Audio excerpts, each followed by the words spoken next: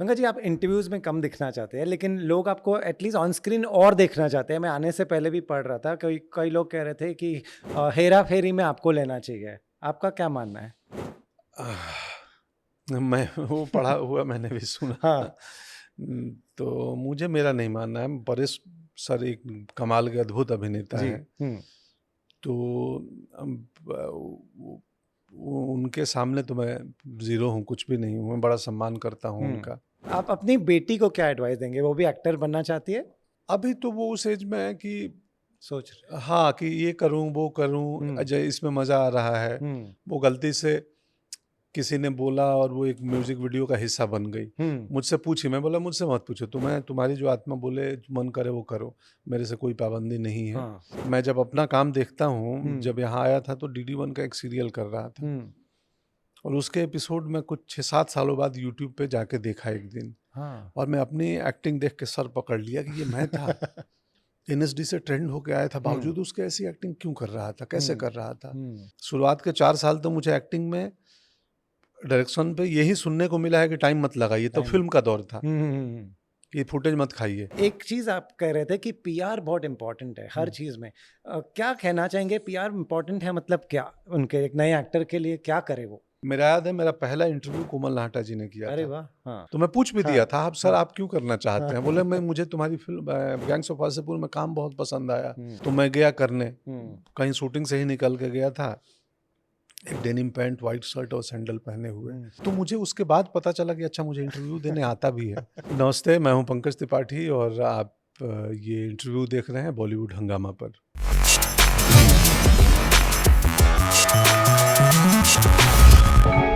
पंकज जी, बॉलीवुड हंगामा में आपका स्वागत है। थैंक यू, धन्यवाद। पंकज जी, एक लाइन है, मैंने 2 एपिसोड देखे हैं। एक लाइन है जहाँ की आपकी शक्ल आम आदमी को अपील करती है। ये लाइन आप लोगों ने ऐड की है कि? मुझे नहीं पता, आई थिंक ऐड ही किया होगा राइटर हाँ। ने। हाँ। या मैं भी इम्प्रोवाइज, मुझे याद नहीं है अच्छा। दरअसल। पर ये मेरे केस में तो सच भी है। हाँ, आप मानते हैं? हाँ हाँ हाँ, बिल्कुल मानता हूँ। क्योंकि मुझे ज़्यादातर लोग मिलते हैं तो वो कोई भैया ही बोलते हैं। तो एक एक्टर को भैया बोलना तो है, रिलेटेबिलिटी तो है ही। और मैं हूँ, हाँ। एक्चुअल में मैं भारत के आम आदमी को रिप्रेजेंट करता हूँ हिंदी सिनेमा में। हाँ। अब जाके थोड़े ठीक कपड़े पहनने लगे प्रमोशन में, नहीं तो हम तो कुर्ता पजामा पहन के बैठ जाएं। जब लोग आपको मिलते हैं एयरपोर्ट पे या अलग अलग जगहों पे जहाँ उन्हें मौका मिलता है आपसे बात करने का, क्या कहते हैं सबसे पहले मोस्टली तो यही कहते हैं कि आपकी एक्टिंग बहुत पसंद है हमें और बहुत रिलेट करते हैं और बिल्कुल हमारे जैसे लगते हो, रियल लगते हो। अभी यहाँ आते हुए लॉबी में एक व्यक्ति मिल गए, 2.5 मिनट पहले की घटना है। तो I like you as an actor बोल के गए। तो मैंने भी धन्यवाद कर दिया। तो वो भी है ना उसमें, अब बिहेवियर वैसा ही है ना कि मैं सिर्फ थैंक यू नहीं बोला, मैंने ऐसे उनको थैंक यू बोला। तो प्रैक्टिस में है कि कोई तारीफ करे तो हाथ जुड़ जाए। राइट। क्रिमिनल जस्टिस एक, अभी तो पोस्टर देख के लगता है ये कि ये आप अपने नींद में भी कर सकते हैं ये। हाँ। सही है।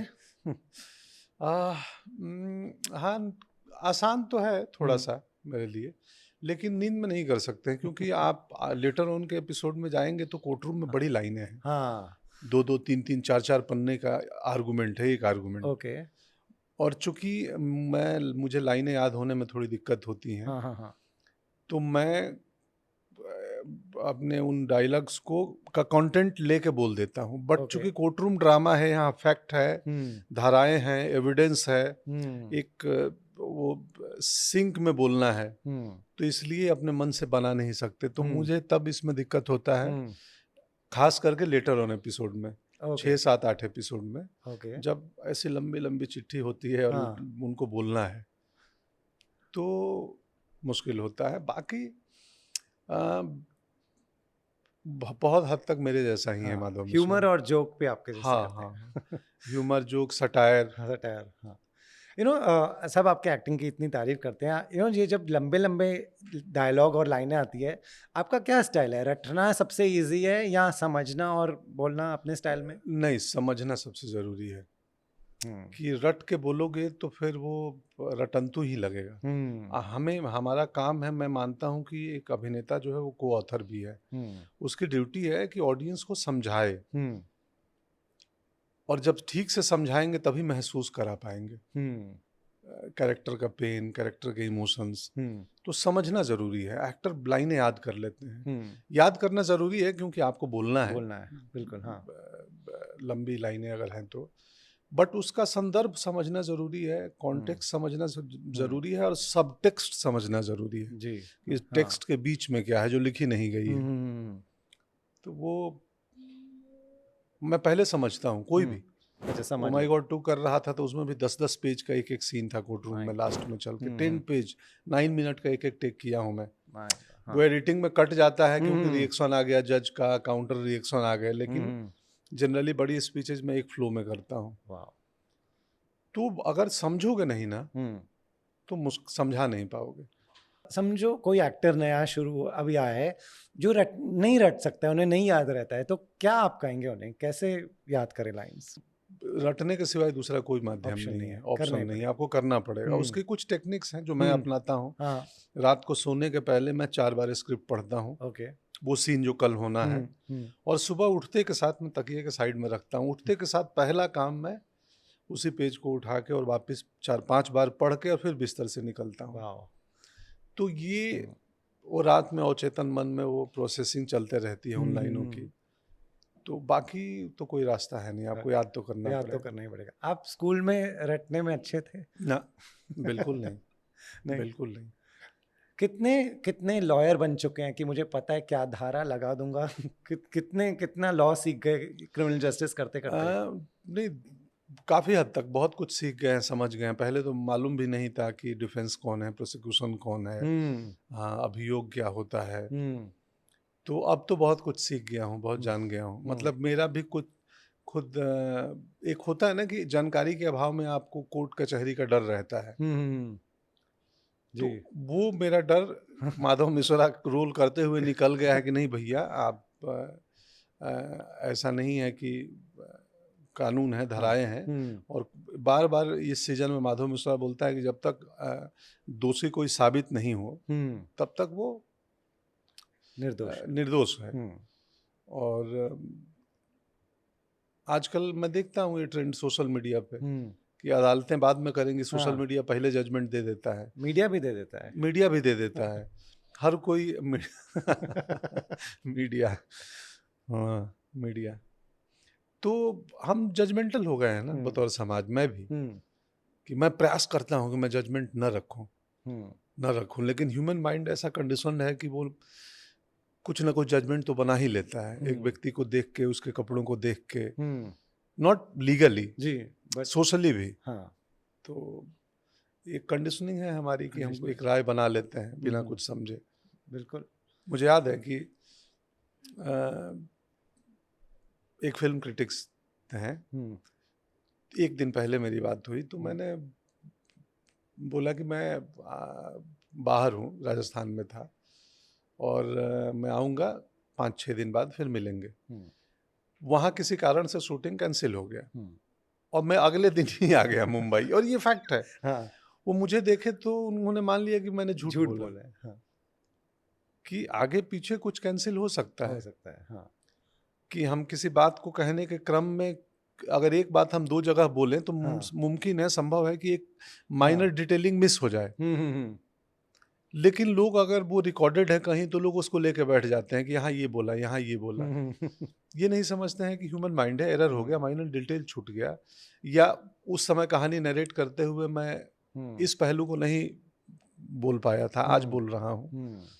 तो जजमेंट एक लीगल सिस्टम का, क्रिमिनल जस्टिस का बड़ा अहम हिस्सा है। और ये मुझे हमेशा लगता है कि क्रिमिनल जस्टिस ऑडियंस को एंटरटेन तो करता ही है। जी बिल्कुल। करने के साथ साथ ये अवेयरनेस भी लाता है बहुत सारी चीज़ों को लेकर। आप सीजन 1 से लेकर अभी तक देखें तो करेक्ट।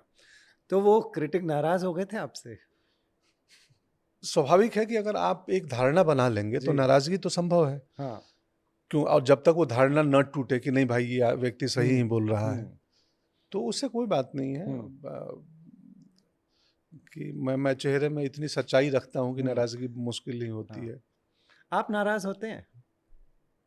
आपको गुस्सा आता है? कभी कभी आता है, कभी कभी, कभी कभी। और मैं चाहता हूँ ना आए। कभी कभी आता है और उसको नियंत्रण करने में का प्रयास करता हूँ, फिर मुझे लगता है कि नहीं करना चाहिए, रोकना नहीं चाहिए, क्योंकि ह्यूमन।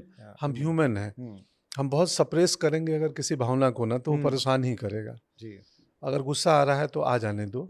लेकिन मेरा बहुत रेयर है, बहुत रेयर आता है, और आता भी है तो मैं दूसरे पे नहीं फूट भड़कता हूँ, मैं अपनी हार्म करने लगता हूँ खुद की। पर्सनल मैटर पे गुस्सा आता है या एक सोशल मैटर पे गुस्सा आएगा? सोशल मैटर पे गुस्सा तो कम आता है। ओके। कि देश में क्या चल रहा है, ये ऐसा क्यों है, वो ऐसा क्यों है? नहीं, उस पे गुस्सा तो उस पे नहीं आता है, ऐसा Okay. क्यों चल रहा है, उस पे सोचता हूँ, चिंतन होता है कि समाज कहाँ जा रहा है या क्या ग्रोथ है। पर्सनल चीज़ों पे मुझे ज़्यादा होता है कि मैंने ये गलती क्यों कर दी। ओके। अपने आप पे। हाँ, अब जैसे आज मैं यहाँ आने में देर हो गया, तो मैं गाड़ी में अपने आप को कोस रहा था, फिर मुझे लगा छोड़ दो, बातचीत करनी है तो ये दिमाग से हटा दो। अब कल रात देरी से शूटिंग खत्म हुई, मैं बहुत देर घर पहुंचा, तो भाई एक 8 घंटे का विंडो तो चाहिए आदमी को सोने, जगने और रेडी होने में। बिल्कुल। तो मुझे खुद पे ज़्यादा आता है, और मैं कैसे गलत हो गया है, मैं करेक्ट क्यों नहीं हूँ, बाकी चीज़ों पे सोचता हूँ। ओके। जब ये टीम आपके पास आती है फिर से एक बार क्रिमिनल जस्टिस लेके, से अपलॉज की टीम आएगी, राइटर्स आएंगे, एक है कि एक अच्छा है आपको एक शो ऐसा मिल गया जिसका सीजन पे सीजन आते जा रहा है, लेकिन आप क्यों हाँ बोलते हैं? आप कब हाँ बोलते हैं कि स्टोरी आगे जा रही है, कि बनाना है क्योंकि पिछला सीजन चल गया? नहीं, जैसे इस सीजन की कहानी जब क्रैक हो गई थी तो मैं सुना, मैं बोला कि पहले कहानी सुनूंगा, और सुन के मुझे अगर एक्साइटिंग लगेगा तो फिर मैं हाँ बोलूंगा। बोले सुन लो। तो अपलॉज की टीम और बीबीसी के लोग राइटर को लेके आए थे, मैं सुना, और मुझे बहुत बढ़िया लगा। मतलब पहला एपिसोड उन्होंने पूरा नरेट की है, उसके बाद कहानी बताई, बट मैं पहले एपिसोड में ही मुझे लग गया कि क्या है ना, पानी खारा है कि मीठा है, एक बूंद काफ़ी है, उसके लिए एक गिलास पीने की ज़रूरत नहीं है। हाँ। तो मुझे लग गया कि यार ये कहानी इंटरेस्टिंग है, मज़ेदार है, और ये जस्टिस सिस्टम का एक वो पहलू लाती है, क्योंकि क्रिमिनल जस्टिस 1 मेल जेल के पे था, उसमें जो विक्टिम था वो लड़का था, 2 में महिला थी, 3 में जुवेनाइल जस्टिस था। तो ये 3 पहलू हैं, चौथे में कौन सा जस्टिस है वो है। ओके। तो वो बता नहीं सकते अभी हम लोगों को, क्योंकि वो 29 तारीख को जियो हॉटस्टार पे सबको बताया जाएगा। तो बीबीसी स्टूडियोज दुनिया के बेस्ट शोज बनाता है, अपलॉज एंटरटेनमेंट इंडिया में बेस्ट स्टूडियोज बनाता है, शोज बनाता है। आप बताइए, आपका इनके साथ रिलेशन ऐसा है कि ये स्टूडियो आपके पास आएंगे, आपको एक भरोसा है कि हाँ यार ये लोग अच्छा काम करते हैं, तो मैं हाँ, बिल्कुल भरोसा है। रोहन सिप्पी डायरेक्टर हैं इसके, तिग्मांशु धूलिया थे, विशाल पुरिया थे, अर्जुन मुखर्जी थे पहले, तो बिल्कुल भरोसा है मुझे। अपलॉज पे भी, बीबी से भी, और जो डायरेक्टर क्रिएटर होते हैं, रोहन सिप्पी तो अब ऑलमोस्ट रेगुलर ही हैं, और उनसे बड़ी जमती है, बहुत आसानी से काम करवाते हैं। तो रोहन सर हो तो टेंशन नहीं होता, बड़े से बड़ा सीन आसानी से निकल जाएगा। तो बिल्कुल भरोसा है। एक अपने काम के एक्सपर्ट लोग हैं जो इन स्टूडियो में काम करते हैं। जो नए नए एक्टर्स अभी आ रहे हैं वो आपका काम देखते हैं बहुत, एक चीज़ आप कह रहे थे कि पीआर बहुत इम्पोर्टेंट है हर चीज़ में। क्या कहना चाहेंगे, पीआर इम्पोर्टेंट है मतलब क्या उनके, एक नए एक्टर के लिए क्या करे वो? देखिए, वो जब मैं भी शुरू किया था तो मुझे लगता था कि काश कोई एक अखबार में कहीं लिख देता। जब मैं आपके बारे में पेज 3 खोलता था तो उसमें मतलब मुझे हर उलूल जुलूल बहुत सी खबरें दिखती थी, बहुत से फोटो दिखते थे, इनकी शादी हो गई, इनका रूमर चालू है, इनका ये हो रहा है, ये मोटे हो गए, ये पतले हो गए। मुझे लगा ये तो काश मेरे बारे में भी कोई कुछ लिख देता कि ये एक अच्छा एक्टर है, इसको काम नहीं मिल रहा है, यही लिख देता। तो क्या है, बिगनिंग में तो आपको लगता है ना विजिबिलिटी होनी हम्म। चाहिए, और यहाँ कहा जाता है जो दिखता है वो बिकता लगता है। है बिल्कुल, हाँ। बट लेटर ऑन मैं अपने एक्सपीरियंस से ही समझा कि वो बहुत हम्म। इंपॉर्टेंट नहीं है। हम्म। अपने काम पे फोकस करो। मैंने देखा है कई एक्टर्स को, मैं भी था हम्म। परेशान कि कहीं कोई लिख दे, छप जाए, कुछ हो जाए, हम्म। कहीं वीडियो बन जाए। फिर मुझे लेटर ऑन रियलाइज हुआ कि आप ईमानदारी से अपना काम करते रहो, हम्म। ये चीज़ें स्वतः हो जाती हैं। हम्म। और सोशल मीडिया के दौर में अगर मीडिया नहीं कर रहा है तो सोशल मीडिया कर देगा। हम्म। हम्म। हम्म। लेकिन इस शो बिजनेस का एक इम्पॉर्टेंट पहलू है हम्म। कि मुझे याद है गैंग्स ऑफ वासेपुर के बाद लोग बोलते थे, अरे तुम जाओ जाओ। मैं बोला कहाँ जाऊँ, हम्म। मुझे समझ ही नहीं आ रहा है, हाँ। तुम तो कहीं चले जाओ। हाँ। ये यहाँ छपो वहाँ छपो, मेरे पास न रिसोर्स था न परिचय था। हम्म। तो जो जेन्युइन पत्रकार थे वो लोग कहीं से खोज खाज के मुझे निकाले, हम्म। बुलाए। मेरा याद है मेरा पहला इंटरव्यू कोमल नाहटा जी ने किया अरे था, वाह, हाँ। और मैं जानता तक नहीं था उनको। एक दिन एक अच्छा। एसएमएस आया, मैं कोमल नाहटा हूँ अरे वाह, नाइस। और मैं तुम्हारा इंटरव्यू करना चाहता हूँ। तो मैं, हम्म। अरे बोले यार ये क्यों करना चाहते हैं? तो मैं पूछ भी दिया हाँ। था, आप सर हाँ। आप क्यों करना चाहते हैं? हाँ। बोले मैं, मुझे तुम्हारी फिल्म गैंग्स ऑफ वासेपुर में काम बहुत पसंद आया, हम्म। मैं जानना चाहता हूँ, मैं अपने ऑडियंस को बताना चाहता हूँ। हम्म। तो मैं बोला ठीक है सर, मैं थैंक यू। तो मैं गया करने, हम्म। कहीं शूटिंग से ही निकल के गया था, एक डेनिम पैंट, वाइट शर्ट और सैंडल पहने हुए, हम्म। और 30 मिनट बात हुई उनसे। हम्म। फिर वो इंटरव्यू आया और वो बहुत तेजी से वायरल होने हाँ, लगा, लोग देखने लोग लगे, देखने डालने लगे। लगे, हाँ। और बोलने लगा कि कितना अच्छा बोलता है ये आदमी। हाँ। तो मुझे उसके बाद पता चला कि अच्छा मुझे इंटरव्यू देने आता भी है। उसके हाँ, पहले आइडिया नहीं नहीं था, था। हाँ। क्योंकि हम दिल खोल के, हमको उतना आइडिया नहीं है कि क्या बचाना है, कि अब थोड़ा सा हो गया है हम्म। कि लेकिन उस समय बिल्कुल नहीं था। अभी हम्म। भी मैं होने के बावजूद भी हम्म। मैं फिल्टर नहीं होता हूँ। आप बिल्कुल फिट कि हैं। मैं आज 1 साल बाद, मेरे ख्याल से 1 डेढ़ साल बाद मीडिया से रूबरू हो रहा हूँ हम्म। क्रिमिनल हम्म। जस्टिस में। हम्म। मैं ऑलमोस्ट आउट था, हम्म। क्योंकि मुझे लगता है कि यार मैं सिर्फ स्क्रीन पे दिखूं। क्यों लेकिन ऐसे? क्योंकि मेरा काम है वो हम्म। अभिनय करना। हम्म। ये प्रमोशन को मैं काम नहीं मानता हूँ, हम्म। एक्टर का काम नहीं है ये। मैं यहाँ सज धज के आके अपने शो को प्रमोट कर रहा हूँ, जी। क्योंकि मार्केटिंग एक इम्पॉर्टेंट पहलू है। जी। जी। तो उसके लिए हमें रेडी करके भेज दिया जाता है कि जाओ बातें करो। हम्म। पर इसमें मेरा स्किल नहीं है, मेरा हम्म। क्राफ्ट नहीं है ये। हम्म। मैं इसमें इधर प्रवचन करूंगा या इधर उधर की फालतू की बातें करूंगा, पर ये जॉब का हिस्सा है तो मुझे हाँ। करना पड़ेगा। हम्म। तो और दूसरी चीज की मुझे लगता है कि मेरी विजिबिलिटी मीडिया में कम हो, सिनेमा में ज्यादा हो। एक ओवर एक्सपोजर का वो है कि? उसका खतरा नहीं है अच्छा। ओवर एक्सपोजर का, उसकी उसकी चिंता है। मैं इसीलिए पेपराजी वेपराजी को भी मैं गलती से मिल जाता हूँ, किसी और के लिए आए होते हैं, मैं हाँ। उसी समय हाँ। मैं पहुंच गया। हाँ। तो मुझे लगता है कि चुपचाप काम करो और थोड़ा सा लो लाइफ जियो। इंटरेस्टिंग। ऐसे टाइम पे अगर आप ऐसा सोचते हैं, बहुत अच्छी बात है ये। आप अपनी बेटी को क्या एडवाइस देंगे? वो भी एक्टर बनना चाहती है। हाँ तो हाँ, क्योंकि चाहती उनका है। जनरेशन तो पापराजी और इंस्टाग्राम इस सब के बिना वो बड़े ही नहीं हुए हैं।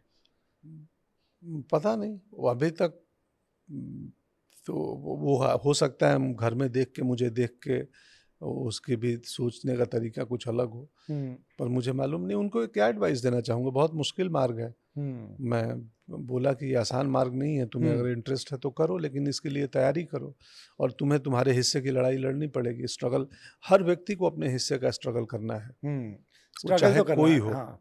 कोई भी हो। बिल्कुल। तो वो तुमको अपने हिस्से का करना पड़ेगा। वो थिएटर कर रही हैं। बट आपने आपने कहा कि स्ट्रगल है और ये सब करना है, फिर भी उन्हें ये करना है। अभी तो वो उस एज में है कि सोच रहे। हाँ, कि ये करूं वो करूं, अजय इसमें मजा आ रहा है। वो गलती से किसी ने बोला और वो एक म्यूजिक वीडियो का हिस्सा बन गई। मुझसे पूछी, मैं बोला मुझसे मत पूछो, तुम्हारी जो आत्मा बोले, मन करे वो करो, मेरे से कोई पाबंदी नहीं है। हाँ। किसी चीज में तो मुझे करने का मन है, बोले तो जाओ करो। तो मैं बाहर था, मैं था भी नहीं यहाँ। रात को पूछी और अब पता चला कि अगले दिन। बोले इतनी जल्दी? बोले हाँ, उनकी एक्ट्रेस कोई थी जो नहीं आई, अच्छा। मतलब जिन्होंने लास्ट मोमेंट पे मना कर दिया, तो उसने जाके कर आई। बट कॉन्फिडेंट दिखी मुझे। हाँ, वही मैं पूछना चाहता था कि आप फिर आपने देखा तो क्या हाँ था? देखा तो मुझे लगा नहीं, कॉन्फिडेंट तो है कि पहली बार कैमरा, मैं उतना नहीं था। मैं जब अपना काम देखता हूँ, जब यहाँ आया था तो DD1 का एक सीरियल कर रहा था, और उसके एपिसोड में कुछ 6-7 सालों बाद यूट्यूब पे जाके देखा एक दिन। हाँ। और मैं अपनी एक्टिंग देख के सर पकड़ लिया कि ये मैं था। वहीं उस समय मैं लाइनें याद करके हाँ। और उन लाइनों को वोमिट कर रहा था। हाँ। मग में पानी जैसे गिराते हैं वैसे गिराए जा रहा बोले था। जा रहे थे। मुझे लगा यार मैं NSD से ट्रेंड होके आया था, बावजूद उसके ऐसी एक्टिंग क्यों कर रहा था, कैसे कर रहा था। बट अगेन अब वो फॉर्मेट पे, उस परिस्थिति पे डिपेंड होता है। शुरुआती दिनों में तो हमें वो चॉइस नहीं मिलती थी कि हम अपने हिसाब से सीन को परफॉर्म कर पाए। जी। डायरेक्टर बोलता था नहीं इतना टाइम क्यों लगा रहे हैं। शुरुआत के 4 साल तो मुझे एक्टिंग में, डायरेक्शन पे यही सुनने को मिला है कि टाइम मत लगाइए। तो फिल्म का दौर था कि फुटेज मत खाइए जी। और फुटेज मत खाइए इतना पॉपुलर हो गया कि लोग आम बोलचाल में भी इस्तेमाल करते थे। जबकि आम बात जिंदगी में फुटेज की कोई ज़रूरत नहीं है। बिल्कुल बिल्कुल। वहाँ कोई स्टॉक नहीं चल रहा है। गंगा जी, आप इंटरव्यूज में कम दिखना चाहते हैं, लेकिन लोग आपको एटलीस्ट ऑन स्क्रीन और देखना चाहते हैं। मैं आने से पहले भी पढ़ रहा था, कई लोग कह रहे थे कि हेरा फेरी में आपको लेना चाहिए। आपका क्या मानना है? मैं वो पढ़ा हुआ मैंने भी सुना। हाँ। तो मुझे, मेरा नहीं मानना है। परेश सर एक कमाल के अद्भुत अभिनेता जी। हैं। तो उनके सामने तो मैं जीरो हूँ, कुछ भी नहीं हूँ। मैं बड़ा सम्मान करता हूँ उनका। तो मुझे नहीं लगता है मैं उपयुक्त व्यक्ति होऊंगा। चलिए, फैंस को डिसाइड कर लेने दीजिए। जाने से पहले मेरे पास कुछ फोटोज हैं। आप मुझे ये फोटो के पीछे की आप बताइए कब खींचे थे आपके हिसाब से, और ये कहाँ खींचे थे? अरे मैं तो ये साउथ अफ्रीका, जोहान्सबर्ग, प्रिटोरिया, हाँ। वहाँ का कैपिटल है, वहाँ की है। और ये बहुत इंटरेस्टिंग वाकया है। हाँ। इस में एक अंग्रेजी की स्पीच थी लंबी सी, गुरुजी प्रवचन कर रहे हैं, काफी इंटरनेशनल चेले आए हुए हैं, और उसके लिए पूरा दिन प्लान था। मेरे ख्याल से वो 13 मिनट की थी। और चूंकि मैं हिंदी मीडियम का छात्र हूँ, मेरी अंग्रेजी अच्छी नहीं है, तो मैं वहाँ जाने के पहले मैं 7 दिन अपने आप को बंद करके लाइनों को ना रट्टा मारने में लगा था कि मैं सपने में भी स्पीच बोल दूं। और बहुत कमाल की स्पीच थी, बहुत वेरिएशन था। तो अनुराग कश्यप ने ट्रैक लगाया लंबा सा। अच्छा। और बोला करते हैं सर, सेक्रेट गेम की पिक्चर है ये, और साउथ अफ्रीका प्रिटोरिया में नेल्सन मंडेला की स्मृति में एक कैंपस बना हुआ है, वहाँ की है। तो वो ट्रैक लगा और मैंने स्पीच बोलना शुरू किया, और वो कट नहीं कर रहे हैं, मैं बोले जा रहा हूँ। कैमरा ट्रेवल करते हुए आगे तक आया और उन्होंने कट नहीं किया। मैंने 13 मिनट नॉन स्टॉप बोल दिया, पूरी स्पीच खत्म कर दी। वाह। अब अनुराग सर दौड़े आए, बोले यार मुझे पता नहीं था तुम सब बोल दोगे, एक टेक और कर लो, ट्रैक छोटा पड़ गया था। क्योंकि हमें मालूम था इसके, और तुम इतना तक पूछा था मैं, कहाँ तक? बोले जहाँ तक कर सकते हो कर लो। फिर उन्होंने ट्रैक की लेंथ बढ़ाई, और वो जिसका लिए पूरा दिन प्लान था वो 2.5 घंटे में सीन खत्म हो गया। बोले अब क्या करना, अब रिएक्शन काटो, चलो घूमो जाके। जी। ये बहुत अच्छी फोटो है। ये कहाँ की फोटो? ओहो, ये मनोज भैया हैं। घर आए थे मेरे एक दिन, आप देख सकते हैं मेरे चेहरे पे भाव। तो मनोज भैया हैं और विनीत भैया हैं, विनीत कुमार, हमारे पटना थिएटर के सीनियर एक्टर और सिनेमा के भी। तो घर आए थे एक दिन, हम लोग बैठे थे, तो मैंने पत्नी को ही बोला था कि यार एक फोटो खींच दो यार, ये सब या मौका नहीं मिलेगा। तो मैं देखिए कैसे मैं पीछे प्रफुल्लित हूँ। ये दोनों मेरे सीनियर हैं, और हाँ, ये मैं लेते जाऊंगा आज। जी, आप लेके जाइए। बहुत बढ़िया। ये भी बहुत प्यारा फोटो है। ये कहाँ पर खींचा है? ये मेरे घर पे है, गांव पे। बाबूजी हैं, माँ है, और मैं बैठा हूँ, पीछे मेरा घर है।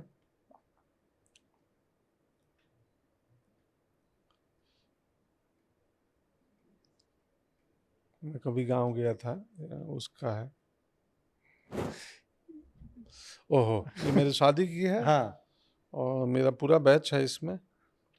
आप ध्यान से देखेंगे तो इश्तियाक को जानते हैं? इश्तियाक आरिफ खान है ये। अरे वाह। अभी जो एक्टर है इश्तियाक, ये भानु है, बॉम्बे में ही है। तो मेरा पूरा बैच है, और कवि हैं इसमें आलोक धनवा जी, एक अदिति है, सुप्रिया, मेरे बैचमेट है NSD के।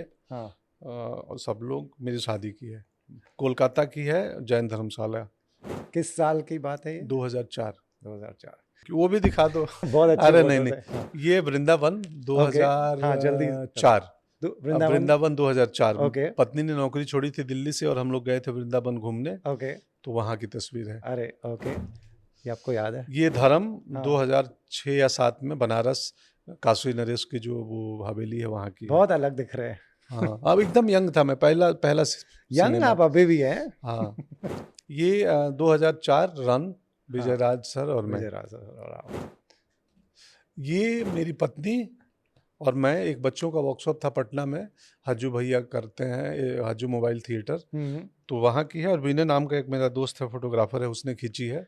अभी मैं पटना गया था तो पिछले दिनों मिला। अमेजिंग, आपको सब याद है एग्जैक्टली किसने खींची है और तस्वीर? वो भी ये बड़ी जो मेरे हाथ में फूल है, ये पौधे से गिरा था वहीं पे। अच्छा। और हमारी शादी नई नई हुई थी और हम मुंबई आने का सोच रहे थे। तो आप देखेंगे कि इसमें चेहरे में खुशी के साथ साथ थोड़ा सा संशय की स्थिति भी है फ्यूचर को लेके कि अब क्या होगा। फिर फूल आपने उन्हें दिया कि नहीं? नहीं, एक उनके हाथ में, एक मेरे हाथ में। So sweet. Pankaj ji, thank you so much. इतनी लवली मेमोरीज आपके पास इतनी सारी और होंगी, तो अगली बार और फोटोज। असल में तस्वीरें ना मैं सहेज के नहीं रखता हूँ। हाँ, तो अब मुझे मन कर रहा है इन सबको ले जाऊं मैं और फ्रेम मैं करा ये के रख आपकी टीम दूंगा। को दे दूंगा, आप रख ठीक है, लीजिए। Thank you. Thank you Pankaj ji, thank you so much. Thank you Rohit भाई।